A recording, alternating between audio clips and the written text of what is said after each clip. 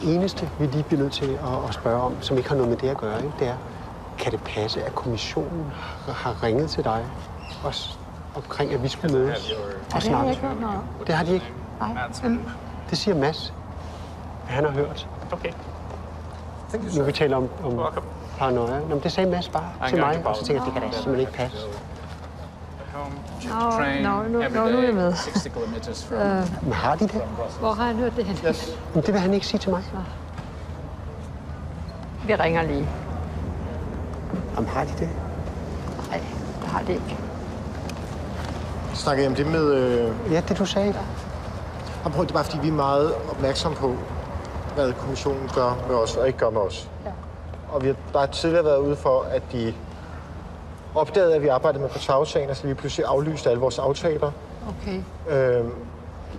Og så havde vi et møde med Marianne Fischerbo, hvor hun sagde, at vi er åbne.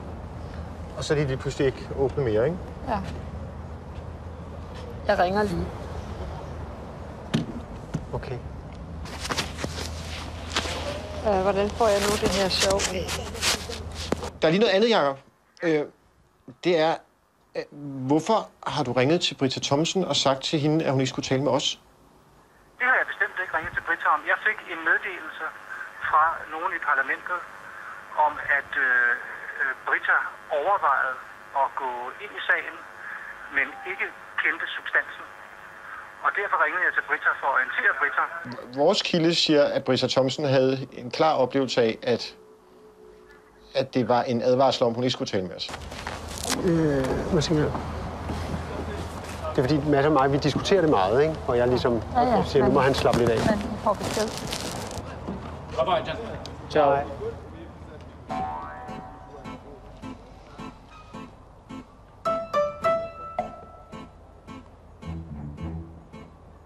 Jeg gider ikke at lave sådan noget, hvor et menneske går i spåner på den måde, hun gik i spåner der. Det gider jeg ikke. Men tænk på, hvor skørt det er, at kommissionen ringer til hende og siger, du skal ikke tale med dem. Og hun er medlem af Europaparlamentet. Det kan de da ikke tillade sig. Men jeg spørger bare mig selv om, så har I ringet til andre parlamentsmedlemmer eller andre folk, vi kunne have interesse i at tale med? Nej, det har vi ikke. Det gode er selvfølgelig, at hun ikke lytter til deres advarsel og mødes med os. Men et eller andet sted, synes jeg også, hun skulle have sagt det til os.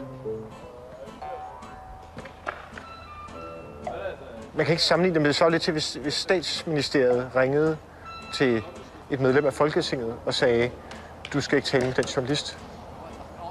Det ville jo være helt uhørt.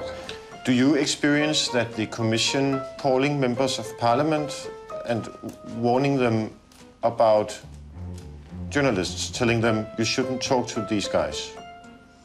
I would be surprised if the Commission did that, but if you tell me that it happens, I believe you.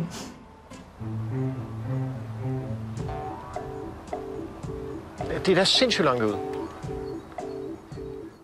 Altså, hvis man lægger det hele sammen, altså alt fra advarsels-e-mails til ikke mulig adgang til at snakke med tidligere ansatte, til at vi ikke kan få rapporten, forvirring omkring, hvem der kan få rapporten, og hvornår de kan få rapporten.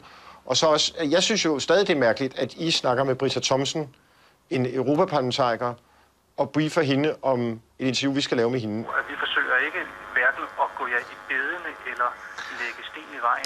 Nej, det siger du, Jacob, men... Nej, det er ikke noget, jeg siger. Men jeg synes bare, det er meget upassende, at I kontakter en person, som vi skal interviewe. Og ifølge vores kilde, så er den person bare tilbage med et indtryk af, at I giver vedkommende et vink med en vognstang om, at det er en dårlig idé at tale med os.